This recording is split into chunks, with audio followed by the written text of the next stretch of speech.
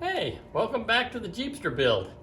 I am getting back to work on the last pieces of the body and fender and fitment of this Jeepster. It's really exciting.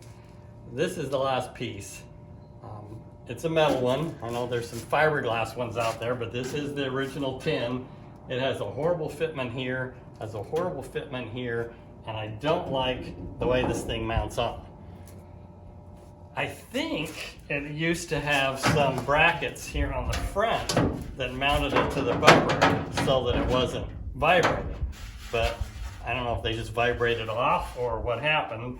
There was a big chunk missing here, so probably from vibrating, and broke that off. So I welded this piece together, and then I have to figure out, okay, how do I want to attach this to the bumper? I'll probably do the same as the back one. You can see on my prior video when I did the back panel with the spare tire mount, I welded on some brackets so I could mount that. So I'll do the same thing here, and I'll show you a couple of the problem areas that I need to deal with. So I'm going to make some major changes to this so that I can just get it to have a really professional, nice finish. So for starters, it has a pretty good finish right here. I want it to be tight contour though, and especially on this side. You can see there's a big gap on this side, and it has a slight V shape right here. So if I mounted this so that that was perfectly straight across, then you can see that's a big gap. It's probably ½ an inch. And it is tight up against the grill area here, but you can see it fits tight there, but then it's got a big gap here. So that gap has to be repaired. And in order to do that, this has to be raised. And to raise that, I'd have to put more spacers under this piece. And I don't like the look of this. So my plan was to weld this stud on, put some washers and stuff underneath there, down here, to mount it. You can see the big flat washer that's in there now, the big spacer. I think that was that way from the factory, but I really don't know. I'm assuming, but who knows. So rather than welding that and then having to fill this divot, I want it smooth. I'm just gonna cut this out, weld over a plug, and I want to mount this to the grill shell and the fender. And then I will reinforce this area with some heavier gauge steel and bolt directly through so that this is tight against it. Well, it won't pull up snug, so I'm going to have to cut this right along here and put in a little spacer and get it tight against the body. Also, I don't like this, it doesn't line up, so I'm going to have to slice this and bring it out so it meets. And the same thing on this side. You can see this. So once I get this lifted up in order for it to touch that grill piece, then you can see it hangs down below on this side too. So I want to trim this off so that it meets this corner. So just to really clean up all these areas. And then these grill bars, I've got some really rusty ones and some heavily pitted ones, but I'm just going to grind those as smooth as I can, put some kind of a rust chemical on to get all the rust off, and then I'm going to just put heavy primer on these, sand them down smooth, and paint them. So that's kind of the look that I'm after, is to black out that modern look. Wasn't real happy about blacking out a car, but the more I see it, I go to the car shows, and some cars just don't look right all blacked out. Some cars look really good. So hopefully this one turns out. All right, build up the spacers here, and I was able to get this to fit really nice.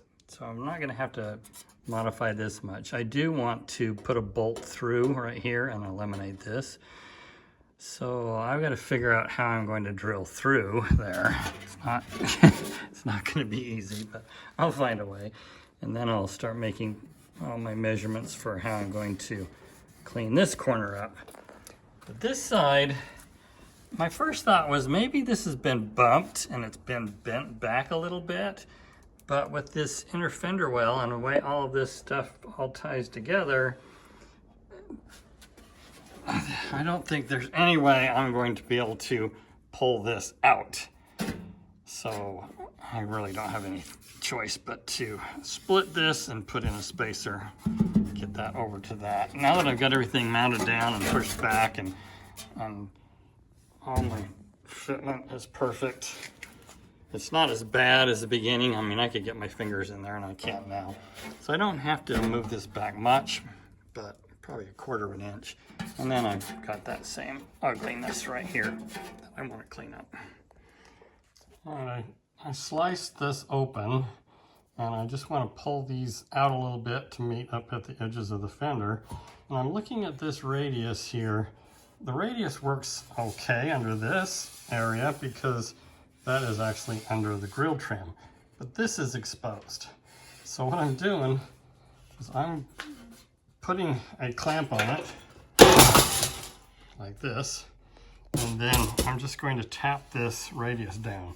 Just go back and forth and crisp up this line, and then I'll probably have to cut the end of this off like I did this one, and then just modify it and extend it and do whatever I need to do to get it all to blend together.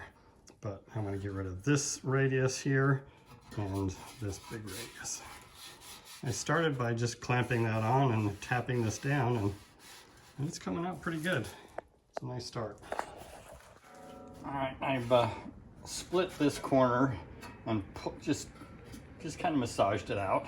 I made this little piece that I want to bolt this on to the fender. And if I can get this to go where I want it to go, I should be able to tighten this up and flatten these two panels out. So that's what I'm going to play with now, is where exactly is this going to be so that I can mount it to the back side of this, drill the holes and weld it to this panel. Then I can bolt it here instead of mounting it to the frame. So I want to make sure this crown is dead center on the grill. So I'm going to mark that corner there, and then I want to mark this seam, and then I'll be able to know exactly how far this has got to go out. So a little bit of adjusting that I need to do to get that to work, and then I'll mark this other opposite side too. Okay, so what I've done is I've marked where the seam is, and then I've made that same mark along there so that I know exactly where this piece is going to be. And then once I get the exact height planned, then I'll be able to mark this and drill holes through here, and then I'll be able to bolt this piece here, and that'll be a nice rigid bond so that it should pull these together nice and flat. I might have to do a little love tapping on there, but there's enough flex. I think it will hold that nice and smooth. All right, I've got this all bolted down. Everything is right where I want it. So I want to put a strap across this, hold it in place.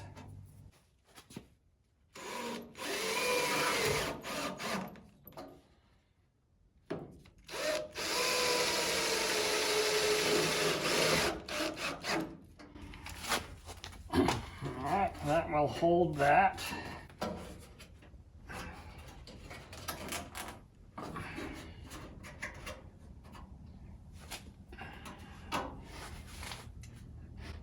will be easy now to be able to tack in a piece here, massage it a little bit and get everything exactly the way I want it. And I can weld that up. And cut this out, I'll weld a piece there. And now I'll work on this other end. Do the same thing that I did here. So I have this edge all bolted tight. Feels really good. This edge I've got bolted tight. It's kind of all over the place.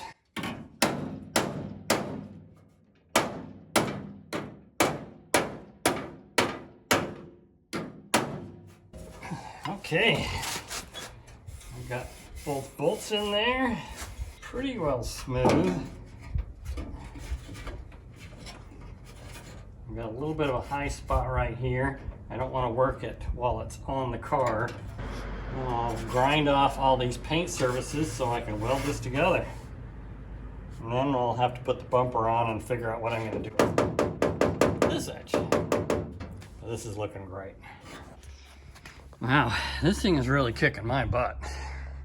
Well, it's much more difficult than I thought it would be. It's really fighting me. But I've got this side now all down where I want it. It's level, it's smooth. Now I'm just trying to clean up this edge here. It's sticking out just a little bit and it's hanging down just a little bit. So I want to clean that up. The perfectionist in me, I just can't leave it alone.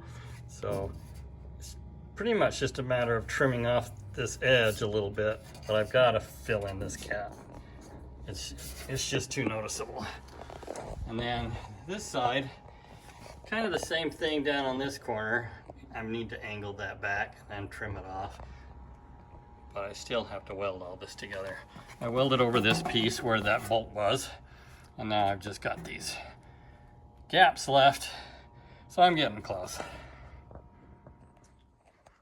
I have all the welds done now. Got them all ground down. Cleaned up all the area around it so I can put skim coat of filler across this area.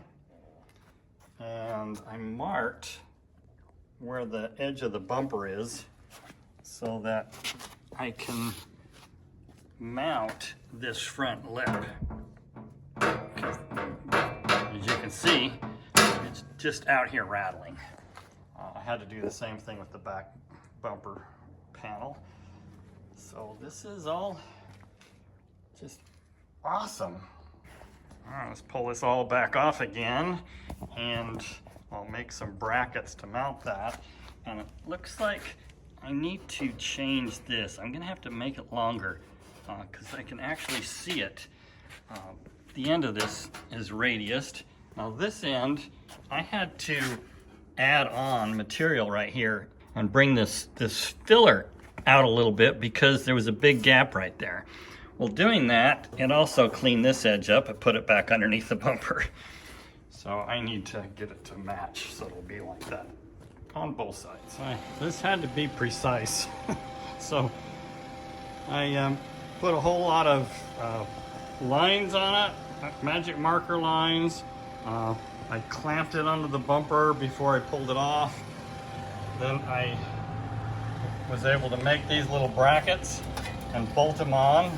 And now I can weld them into place, or at least tack weld them. And then hopefully they will stay put. But there is enough area here and there's enough flexibility that I can move that side to side.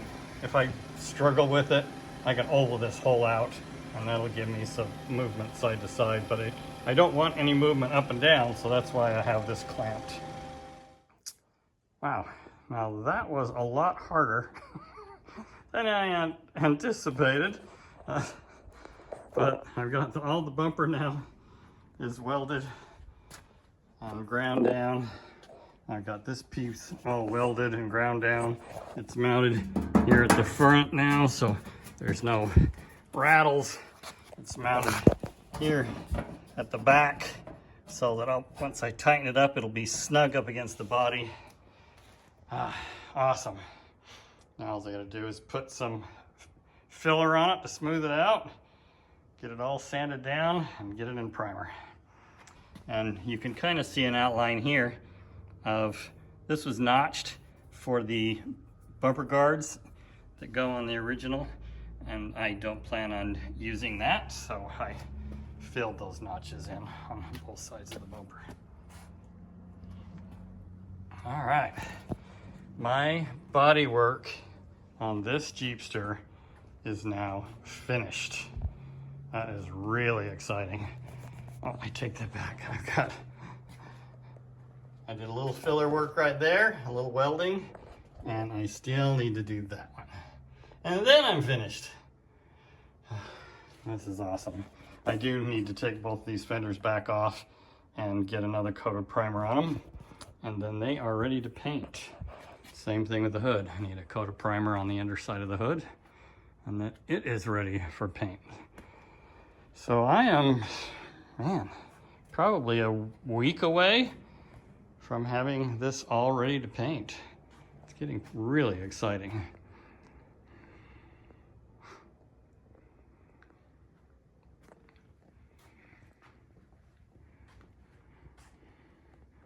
I'm going to need now to sand and prime all the inside of this Jeepster.